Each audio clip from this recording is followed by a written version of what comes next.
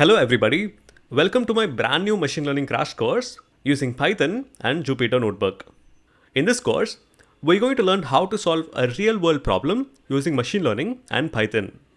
By the end of this crash course, we will be building a machine learning model that can predict the type of movie a person might like based on lots of data, very similar to what Netflix does. So as we work our way through various concepts and tools to build this model, you will gain a good understanding of the machine learning foundations. You do not need any prior knowledge in machine learning, as this course is designed to be your first step to becoming a machine learning engineer.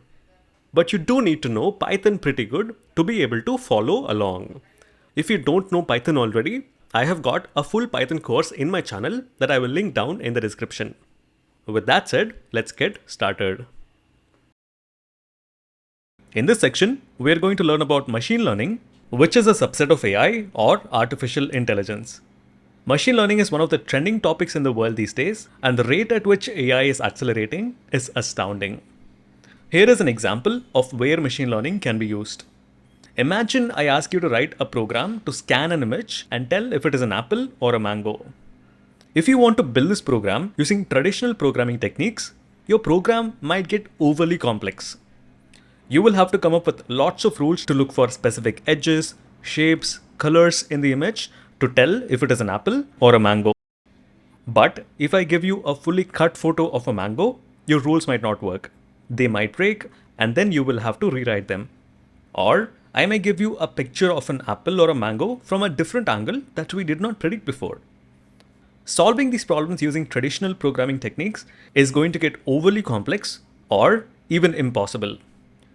And to make matters worse, what if I ask you to extend this program such that it now supports three kinds of fruits: apple, mango, and now a pineapple? Once again, you will have to rewrite all of those rules. That is not going to work. So that is why we use machine learning. So machine learning is a technique to solve these kinds of problems, and this is how it works. We build a model or a machine and give it lots and lots of data. So for example, we give it thousands or even tens of thousands of pictures of apples, mangoes, and pineapples. And now the model will find and learn patterns in the input data. Once the learning is done, when we give it a new picture of a mango that it hasn't seen before and ask it if it is an apple or a mango or a pineapple, it will tell us with a certain level of accuracy. The more input data we give it, the more accurate our model is going to be. So this was the basic overview. Machine learning also has other applications in, let's say, language processing, as we've seen with ChatGPT, Claude, etc. It also has applications in self-driving cars, robots, vision processing, games, and so on. In the next section, we will look at the steps involved in a machine learning pipeline. In this section, let us look at the steps involved in a machine learning pipeline. A machine learning project typically involves a number of steps. The first step is to import the data. Data is typically imported in the form of a CSV file. If you have a database with lots of data, you can simply export the data and store it in a CSV file for the purpose of our machine learning project. The next step that we have to do is to clean the data.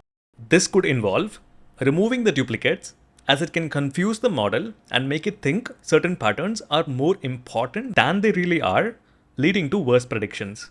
Cleaning the data also could mean handling missing values to ensure that the model has complete data. We might also have to identify and remove extreme values that can distort the model's learning.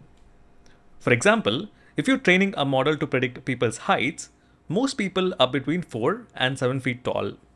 But if there is a data point showing someone is 20 feet tall, it is likely a mistake.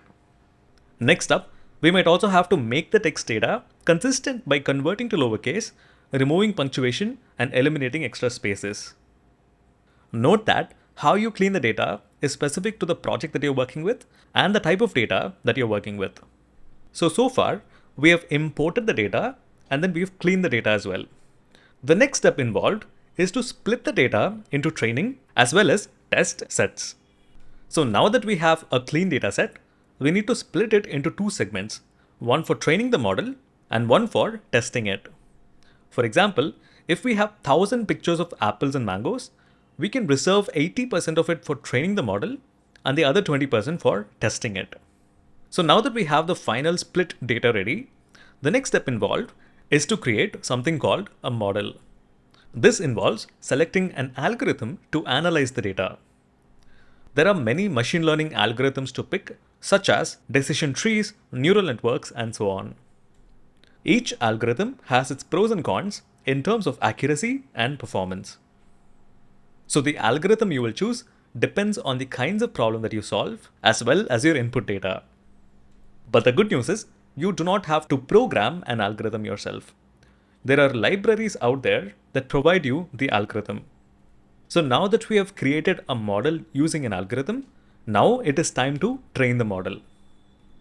We train the model by feeding it our training data. Remember that we split our data into training as well as testing data, right? So to train the model, we only feed in our training data. Our model will then look for patterns in the data and then learn from it. So now that the training has been done, the next step is to make predictions. Once the model has been trained, we then ask it to make predictions. In our example of apples and mangoes, we can ask our model to predict if a given fruit picture is an apple or a mango. Now, the model will try to make a prediction. The prediction may not always be accurate. In fact, at the beginning, it is very likely that it will give you wrong predictions. So this brings us to the last step, which is to evaluate and improve. So in this step, we have to evaluate the predictions and measure the accuracy of the model. If the accuracy scores are low, we either have to select a different algorithm that will produce a more accurate result for the problem that you're trying to solve, or you fine-tune the parameters of our existing model. Each model has parameters that you can modify to optimize the accuracy. And that is it. So these are the high-level steps we have to follow in a machine learning project. In the next section, we will look at the libraries and tools for machine learning. In this section, let us look at the popular machine learning libraries and tools that we use in machine learning projects. So the first tool that is very popular in machine learning, and that is called NumPy. It stands for Numerical Python. It is a tool for working with numbers and arrays, making it easier to do mathematical operations in Python. And the second popular tool, or a library in this case, is called Pandas. It is a library that provides something called data frames. And this concept is very important.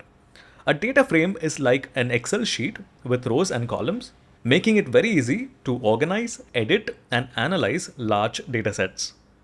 And the third tool that we're going to be looking at is Matplotlib. This is a tool for creating charts and graphs to visualize our data and see patterns. Let's look at the next one, scikit-learn. This is one of the most popular libraries in machine learning, and it has all the tools to build machine learning models, like training and testing them. So in this course, we will actually put into use all these tools and libraries that we've just looked at. So let us get started. When we work with machine learning projects, we use an environment called Jupyter to write our code. Technically, we can still use VS Code or any of the other code editors out there, but these editors are not ideal for machine learning projects because we frequently need to inspect the data, and that is really hard in environments like VS Code and the terminal.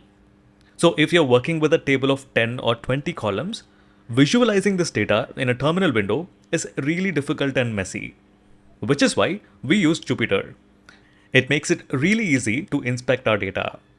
Now to install Jupyter, we're going to be using a platform called Anaconda. So head over to anaconda.com/download.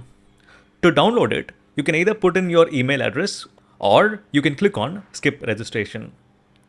Here, you can download Anaconda distributions based on your operating system, whether it be Windows, Mac, or Linux. So since my machine has a Mac OS, I'm going to go ahead and download it for Mac. At the time of recording this video, you can see that the latest version is Python 3.12. Okay, looks like Anaconda is downloaded on my machine. Let me double click on it. And now you can see that there is a pop-up saying that this package will run a program to determine if the software can be installed. I'm going to say allow, and we can click on continue. continue again, and we can agree to the license agreement as well. I'm going to click on continue. And for this, I'm fine with the default location. I'm going to click on install, and the installation has been done. The great thing about Anaconda is that it will install Jupyter as well as all the other popular data science libraries like NumPy, Pandas, and so on. So we don't have to manually install all the other libraries using pip. So finally, we can close this installation and let us open up a terminal window. And in here, you can type Jupyter Notebook. This is going to start the Jupyter Notebook server. You can see that there is a lot of default messages. You do not have to worry about it, but you can see that it automatically opens up a browser window pointing to localhost port 8888. So this is what is called the Jupyter dashboard. Up here, you can see that there are a few tabs. The Files tab by default points to the root directory of your computer. You can see that we have the desktop folder, documents, downloads. Your machine might have it differently. So right now, let us go ahead and create a Jupyter notebook. So to do that, we can go into any directory that we want. We can create it in the root directory as well. But I'm going to go inside of the desktop folder right here. And to create a new notebook, click on the new button right here, notebook. You can leave the kernel as Python 3, select, and that is it. A new notebook has been created. By default, it is named as untitled. I'm going to change this to Hello World. In this notebook, you can write Python code and execute it line by line. It will be very easy to visualize the data, as you will see in the next few sections. Since we created this file in the desktop, as you can see right here, if I go back to the desktop, you can see that this file has been created. You can see that the extension of this file is ipynb. It is somewhat similar to the py files that we write Python code in, but this also includes additional data that Jupyter uses to execute our code. So let us come back to the notebook, come down here, and let us type print hello world. And hit this run button, and you can see that the output is right here. So we don't have to navigate between the terminal and the code anymore. All of the results are displayed right here. In the next section, we will learn how we can load a dataset using a CSV file in Jupyter. In this section, we're going to download a dataset from a very popular website called Kaggle.com. Kaggle is basically a place to do data science projects. So the first thing that you have to do is create an account. You can sign up with Facebook, Google, or a custom email and password. Once you're done, come to Kaggle.com. This is the main dashboard you will see after you've logged in. In the left panel, click on Datasets. And in the search bar, search for video game sales. And the topmost item is what we want. And this is one of the very popular datasets that many beginners use, and this is what we will be using in this course as well. So let us click on it, and as you can see, this contains the sales data for more than 16,000 video games. If we scroll down here, you can see the various columns the dataset contains. It currently has 11 columns like rank, name, platform, year, etc. And you can imagine we have 16,000 rows as well, each row dedicated to one video game. So we have the first game in the first row, Wii Sports, which sits at the number 1 rank, the platform it can be played on, also the year it was released, and so on. And just above this, you can see that this is a CSV file. So let us go ahead and download this file by clicking on the download button here. So this will give you a zip file, and once we extract it, we get the CSV file that we want, which is right here. Now I want you to take the CSV file and put it right next to our Jupyter notebook. On my machine, it is on my desktop. So I'm going to drag and drop this on my desktop. So now if I go to my desktop, we can see the Jupyter notebook as well as the CSV file. With that, let us now go back to our Jupyter notebook. Let's remove the first line and instead say import pandas as PD. With this, we're importing the pandas module, And we're renaming it to PD so that this way we don't have to type out pandas everywhere we need it. So let us now type PD dot read underscore CSV, and since this is a method, let us invoke it as well. And in here, we have to specify the name of the CSV file. So that would be vg sales.csv. Now, because the CSV file is in the current folder right next to our Jupyter notebook, we can easily load it. Otherwise, we have to provide the full path to this file. Now, when this method gets executed, it returns something called a data frame object, and this is really important. The data frame object is like an Excel spreadsheet. Let me show it to you. So we can create a variable called, let's say, df equal to, and then below that, we can simply type df to inspect it. Now let's run this program again by clicking on the run button. And here it is, the data frame with rows and columns. So as you can see right here, we have the rank column, name, platform, etc. This data frame object has lots of attributes and methods that are just too vast to cover in this crash course. But we're going to be looking at the most commonly used ones. So the first one we're going to be looking at is an attribute called shape. So we can say dot shape. Now let's click on the run button one more time. And as you can see, we got the shape of the data set. We have 16,000 something records and 11 columns. So technically, this is a two-dimensional array of 16,000 rows and 11 columns. So down here, you can see that we have another segment for writing code. So we don't have to write all of our code in the first segment. So here, in the second segment, we can call one of the methods of the data frame, that is, let's say, df.describe, which is a method. Now, when we run this program, you can see the output of each code segment right next to it. So we have the first segment with these 3 lines, and this is the output of the last line. And here we have the second segment calling the describe method, and right below it, we have the output of this segment. So this is the beauty of Jupyter. We can easily visualize our data. Doing it with VS Code and terminal can get really tedious and clunky. So what is this describe method returning? Basically, it is returning some basic information about each column in this dataset. So as we saw earlier, we have columns like rank, year, and so on. So these are the columns with numerical values. Now this describe method finds out the count, which is the total number of records in the columns. So as you can see, the rank column has 16,000 something records, whereas the year column has a different, lesser number of records. So this shows that some of the records don't have the value for the year column, so those records are not included as part of the count. So in a real world data science or machine learning project, we will have to use some technique to clean up our dataset. One option is to remove the records that do not have the value for the year column, or we can assign them a default value. That really depends on the project. Now another attribute for each column is mean. This gives the average of all the values in a particular column. Now, in the case of the rank column, this value might not be that important, but look at the year.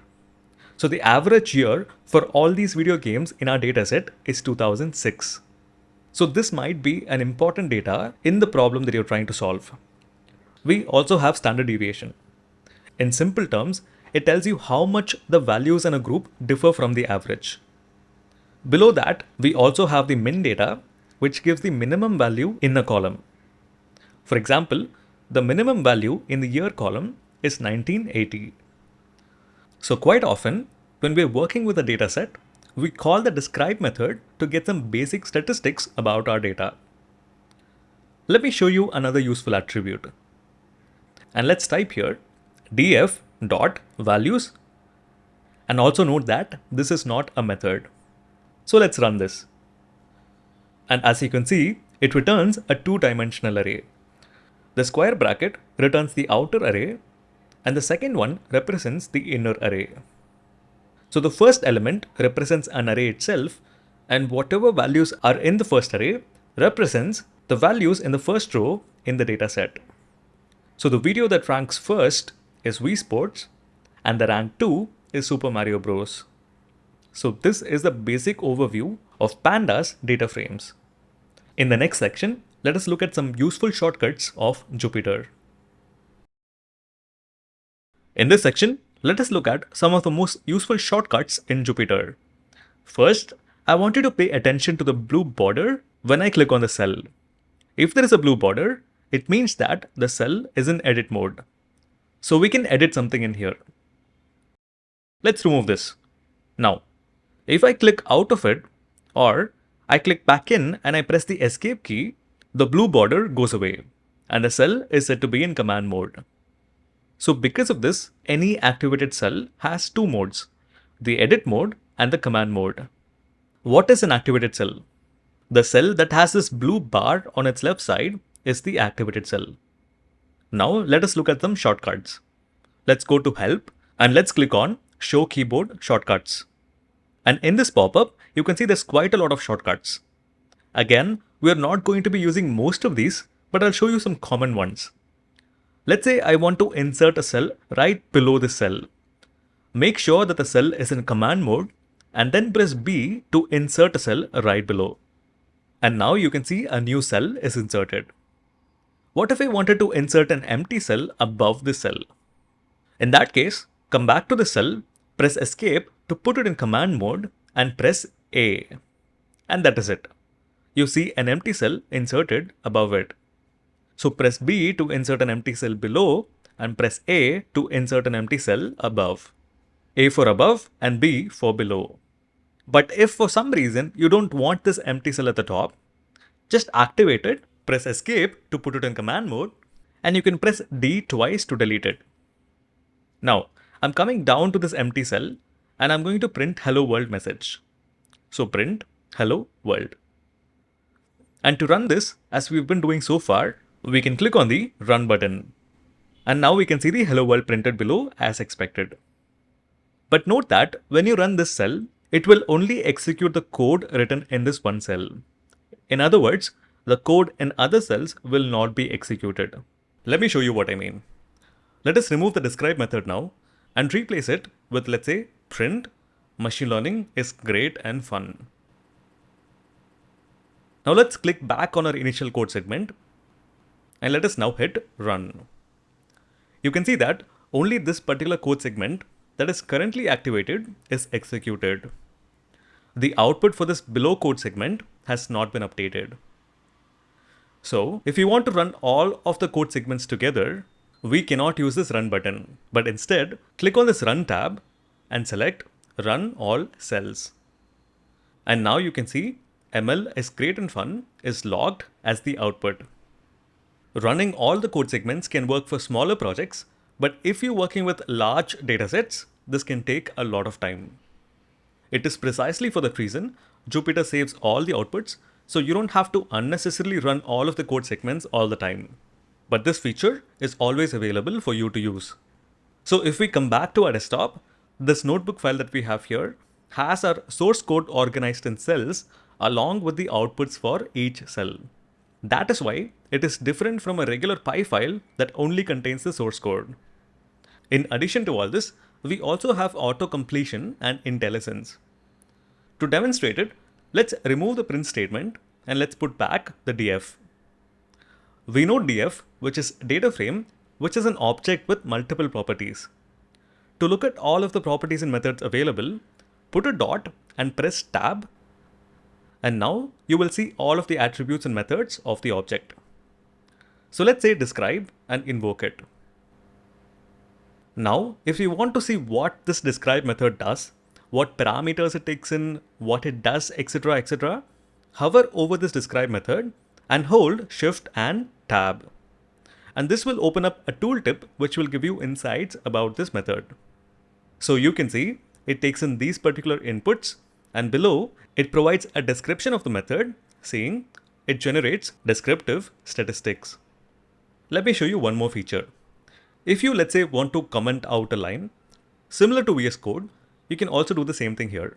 All you have to do is press Command/ on Mac, and Control/ on Windows. If we press the same combination again, it removes the comment.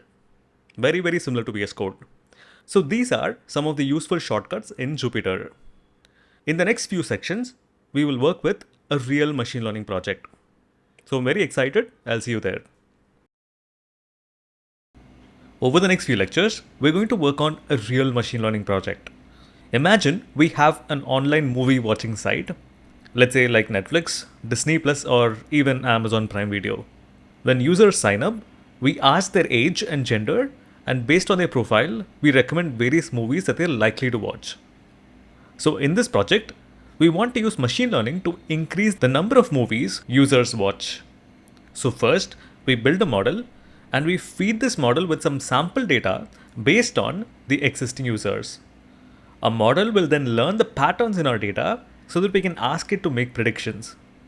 When a new user signs up, we tell our model, hey, we have a new user with this profile.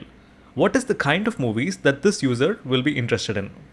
A model might then say action movies, documentaries, etc. So based on that, we can make movie suggestions to the user. So this is the problem that we're going to solve. So let us go back to the list of steps in a machine learning project. First, we import the data, then we need to clean it and split it. And then we need to create a model using an algorithm. And then we need to train the model and ask it to make predictions. And finally, we have to evaluate our algorithm to look at its accuracy. If it is not accurate, we either have to fine-tune a model or select a different algorithm.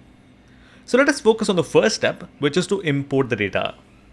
So to do that, I want you to go to bit.ly/csv-movies. This is a very basic CSV file that I've created for this project. It is just some random made up data. It is not real. So we have a table of 3 columns for age, gender, and genre of movies. The gender can either be 1, which represents male, or 0, which represents a female. And here I'm making a few assumptions. I'm assuming that men between the ages of 20 and 25 like action movies. Men between 26 and 30 like sci-fi. And after the age of 30, they like drama. For women, if they are between 20 and 25, they like comedy. If they are between 26 and 30, they like documentary. And just like men, after 30, they like drama as well. Once again, this is a completely made up pattern. This is no way meant to be the representation of the reality. As for the real data, let's say data that Netflix might have, the data might be a little bit more complex with a lot more columns, but the core idea is the same. So now let us go ahead and download the CSV file. You can click on this icon to download it. In my downloads folder, we have this movies.csv file. I'm going to drag and drop this onto my desktop because that is where I've stored my Jupyter notebook. So let's go back to our Jupyter notebook and let's read the CSV file. So just like before, let us import the pandas module. So import pandas as PD. And then we'll call the method pd.read_csv, and then let's invoke it as well. And the name of the CSV is called movies.csv. And as we've already seen, this returns a data frame, which is a 2-dimensional array similar to an Excel spreadsheet. So let us call that movies_data. So let us now inspect this movies data to make sure that we've loaded everything properly. Hit run, and great, here is our data frame. Next, we need to prepare and clean our data. Let us see how to do that in the next section. The second step in a machine learning project, as we already know, is to clean and prepare our data. And that involves tasks like removing duplicates, null values, and so on. But in our dataset, we don't have to do any kind of cleaning because we don't have any duplicates. And as you can see, all rows have values for all columns. So we don't have null values. But there is one thing we need to do. We should split this dataset into 2 separate datasets. The first set is called the input set and the second set is called the output set. In our case, the age and gender columns will be part of the input set, The output set, which is in this case the genre column, will contain the predictions. So we're telling our model that if we have a user who is 25 years old and who is male, they like action movies. So once we are done training our model, we then give it a brand new input set with age and gender alone. For example, we can ask the model, hey, we have a new user who is 21 years old and is a male. What is the movie genre that this user is inclined to like? As you can see, in our existing input set, we don't have a sample for a 21-year-old male. So we're going to let our model predict that. So as a first step, let us separate our dataset into input and output sets. So back to our code, this data frame object has a method called drop. Now let us look at what this method does by hovering over this method by pressing Shift and Tab. This opens a tooltip, and as you can see, these are all the parameters that we can pass here. So the parameter we are going to be using in this course is columns, which is set to none by default. By passing this column parameter, we can specify the columns that we want to drop. So in this method, we can say columns equals, and this takes an array, and in here we can say genre. Now this drop method doesn't modify or mutate the original dataset. In fact, it will create a new dataset just without the genre column. So by convention, we use a capital X to represent the input dataset. So capital X equals this expression. Now let's inspect X. And as you can see, the genre column is dropped and we only have the first two columns. It does not have the output or the predictions. Next, we need to create our output set, which is only going to have the genre column. So to do that, we can have another variable called y and drop the first two columns from the original dataset. Or there is a much simpler method. We can just say movies data and use square brackets to select the genre in here. Once again, this returns a new dataset, and by convention, we can use a lowercase y to represent that. This will be our output dataset, uppercase X and lowercase y. So let's inspect y as well. So as you can see, we only have the predictions or the answers. So we have prepared our data. Next, we have to create a model using an algorithm. So we'll see how to do that in the next section. In this section, let us look at how we can build a model using a machine learning algorithm. There is so many algorithms out there, and each algorithm has its pros and cons in terms of its accuracy and performance. In this course, we'll be using a very simple algorithm called decision tree. The good news is we do not have to code the algorithm out ourselves. They are already programmed for us in a library called scikit-learn. So let us go to the top, say from sklearn.tree. This is the library, and from this library, let's import decision tree classifier. So sklearn is the package that comes with the scikit-learn library. This is the most popular machine learning library in Python. In this package, we have a module called tree, and in this module, we have a class called decision tree classifier. This class is what implements the decision tree algorithm. I hope that was clear. Now let's go ahead and create an instance of this class. So come to the end. Let us create an object called model and set it to a new instance of the decision tree classifier. Now we have a model. We need to train it so that it learns patterns in the data. And that is pretty easy.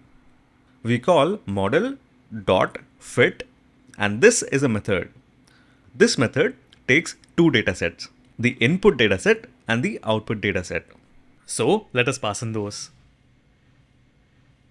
Make sure to use the values property for either of these data frames.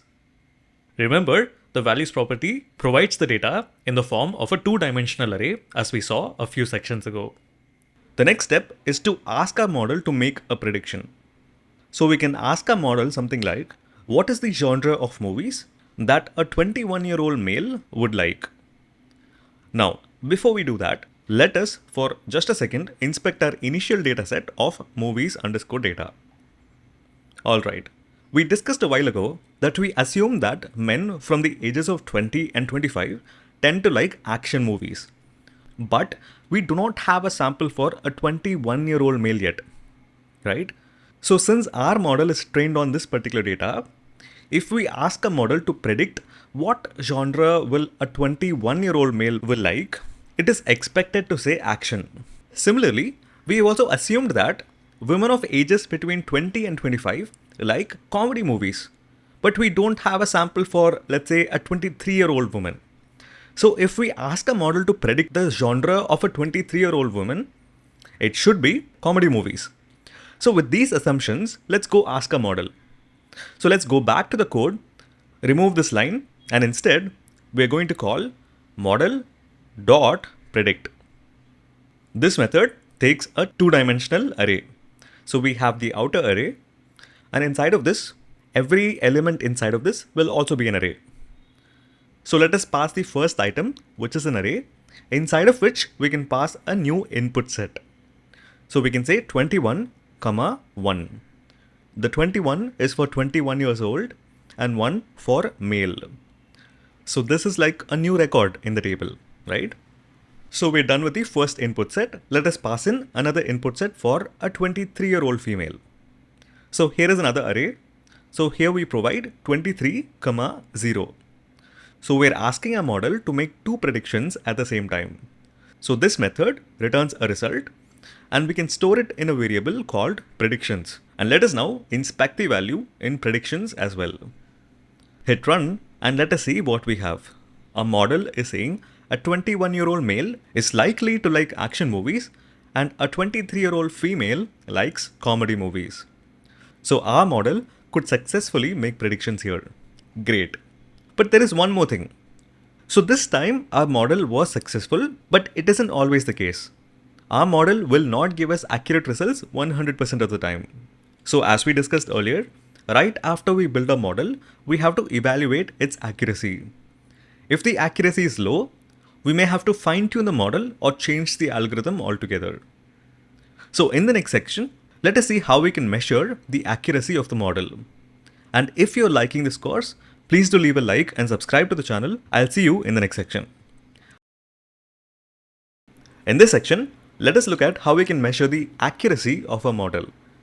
To be able to do that, we need to split a dataset into two sets, one for training and the other for testing.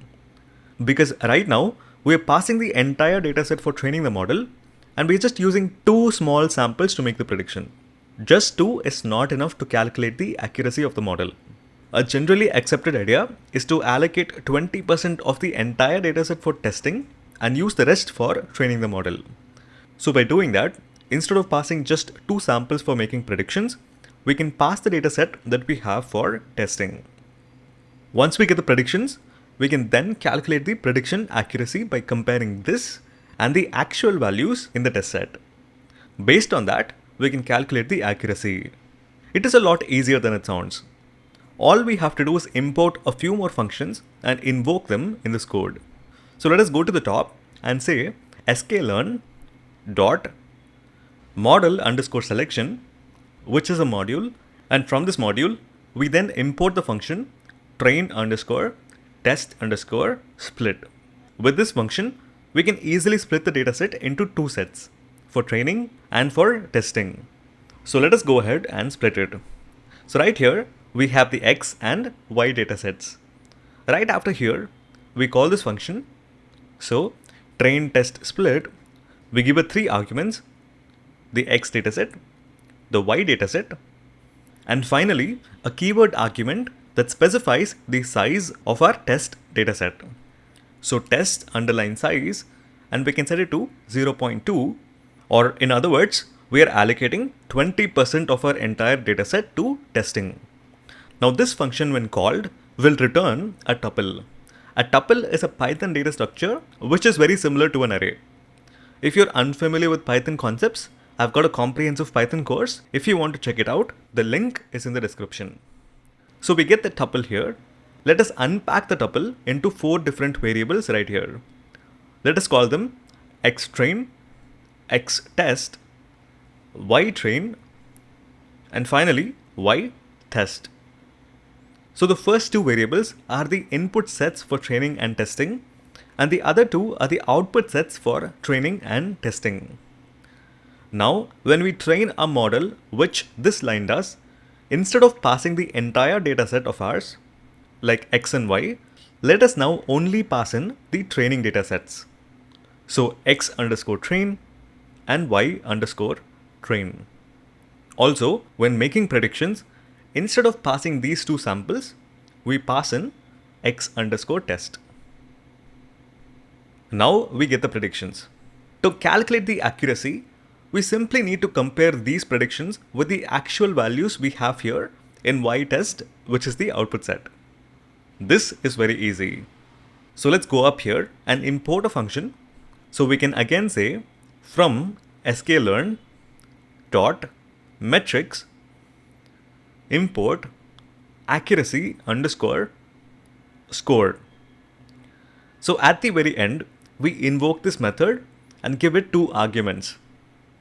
The y underscore test, which contains the accurate original values, and predictions, which contains the predicted values. Now this returns an accuracy score, which goes anywhere from 0 to 1. Let's store it in a variable called score, and we can simply inspect it by putting it here. Now let's go ahead and run this program. So it says that the accuracy is 1 or 100%. But let's run this one more time. We should see a different score. Because every time we split our dataset into training and testing sets, we'll have different combinations of data, right? Because the split function randomly picks data for testing and training. So let's actually run the same cell multiple times, see if we get the same 100% every single time. And while we do it, I also want to discuss a very useful shortcut. Note that when we run the cell, it creates a new cell below and the control goes there, right? So if we want to run the same cell multiple times, we have to click it, run it, and then click back and run it. So this can be a bit tedious. So I'll show you how we can get around it. Activate the first cell and press Ctrl and Enter. So this shortcut runs the current cell without adding a new cell. Or in other words, the control will remain in the first cell. So let's run it multiple times. And as you can see, the accuracy score dropped to 0.75. Now let's do something. Let's change the test set from 0.2 to let's say 0.8. So in other words, we're going to use 80% of our data set for testing and only the remaining 20% for actually training. So we are drastically reducing the amount of training data. Now let's run this program and let's see what happens. So let's press Ctrl and Enter. And this is really bad. And the reason this is happening is that we are using very little data for training this model. This is one of the most important concepts in machine learning. The more data we use to train the model and the more clean our data is, the accurate our model is going to be. So if you have duplicates in your data or irrelevant data or even incomplete values, our model might learn bad patterns. And that is why it is really important to clean our data before we train our model. So let us change it back to 0.2 and let us run it again. Some machine learning problems might require tens of thousands or even millions of samples to train our model. The more complex the problem, the more data we might need. For example, here we are only dealing with a table of 3 columns. But if you want to build a model that can predict if a given picture is an apple or a mango or a pineapple, you will need millions of pictures. The more fruits we want to support, the more pictures we might need. In the next section, we will look at a very exciting concept called model persistence. For this section, to simplify things, I have removed all the code that we had written in the previous section to calculate the accuracy, because this section is going to be all about model persistence. So right now, we have imported our data, created a model, we've trained it, and we've asked it to make predictions. But this section of code is not what you want to run every single time a new user joins or every time you want to make a recommendation to an existing user, because training a model can be really time consuming. In this model, we're dealing with a very small dataset of just 20 records. But imagine Netflix training data. it might have millions of records, right? Training on that massive data can take seconds, minutes, or even hours. So every time a new user is signing up to Netflix, Netflix cannot be training the model brand new every single time, right? So that is why we have model persistence to solve this problem. As soon as we train the model, we then save it to a file. So next time we want to make predictions, we simply load the model from the file and ask it to make predictions. We can do that because a model is already trained, so we don't have to retrain it again and again. The file acts as a snapshot of a skilled professional. Once they've mastered a task, you can call on them anytime to perform it without needing to retrain or reteach them every single time. So let me show you how this is done. It is very simple. On the top, let's say import job lib. So this is going to import the job lib package. This joblib object has methods for saving and loading models. So right after we train a model, right here, we call joblib dot dump and we give it two arguments, the model and the name of the file in which we want to store this model. So let us call it movie dash recommender dot joblib. And that is all we have to do. Now temporarily, let's comment out this last line. We don't want to make any predictions right now. We just want to store our model in a file. Now let us run this file. And if you look at the output, we have an array that has our model file name.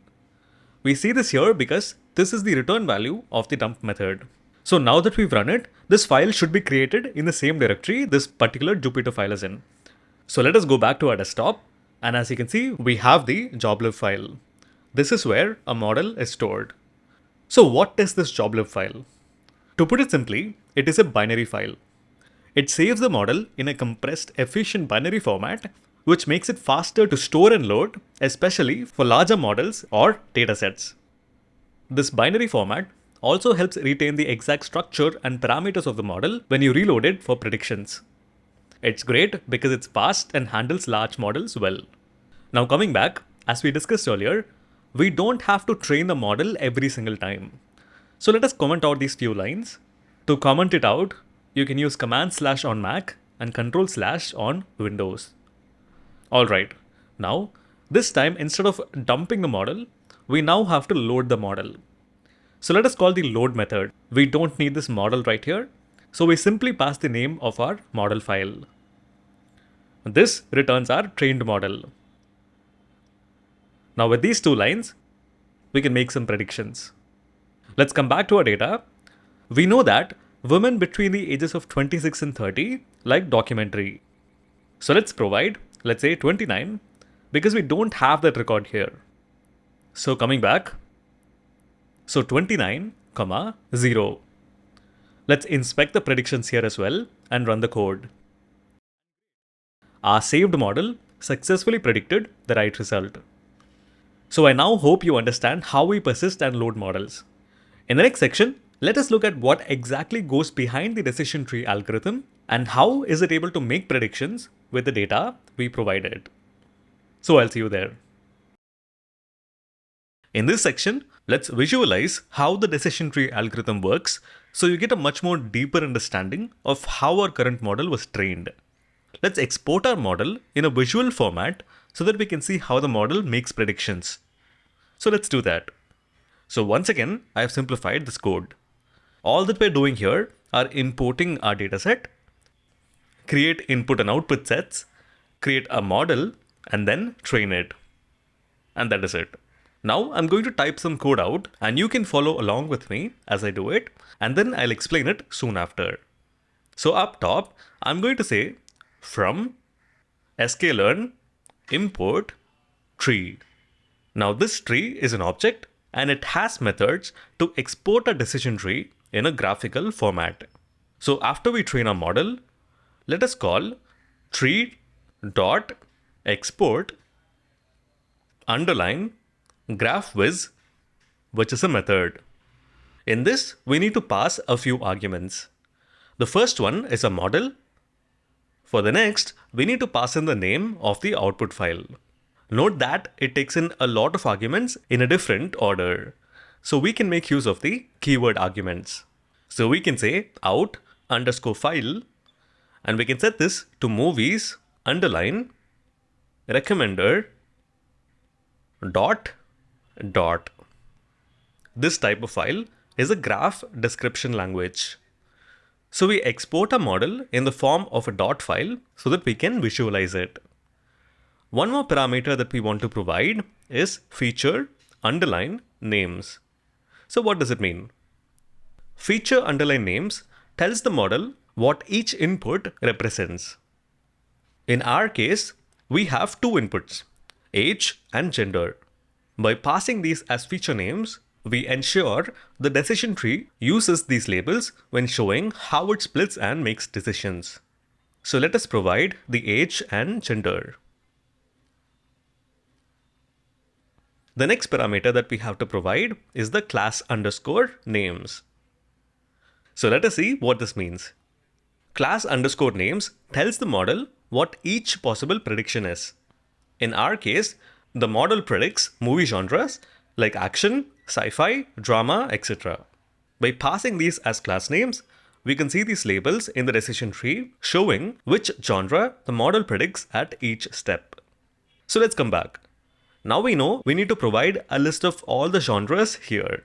So we can say something like y.unique because we don't want movie genres to be repeated in this array. We can also sort it, which will make the output much more organized and easier to understand. So we can wrap it with a sorted function. The next parameter is label.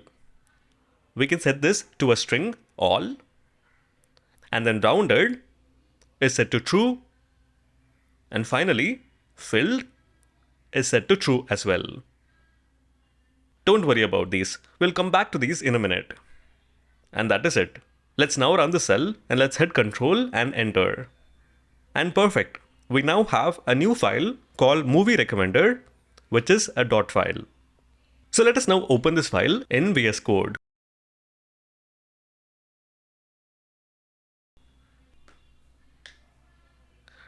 So here is the dot format. It is a textual language for describing graphs. Now to visualize this graph, we need to install an extension in VS Code. So let us go to the extensions panel and search for Graph Viz. So this is what we need. Graph Viz Interactive Preview by TintinWeb.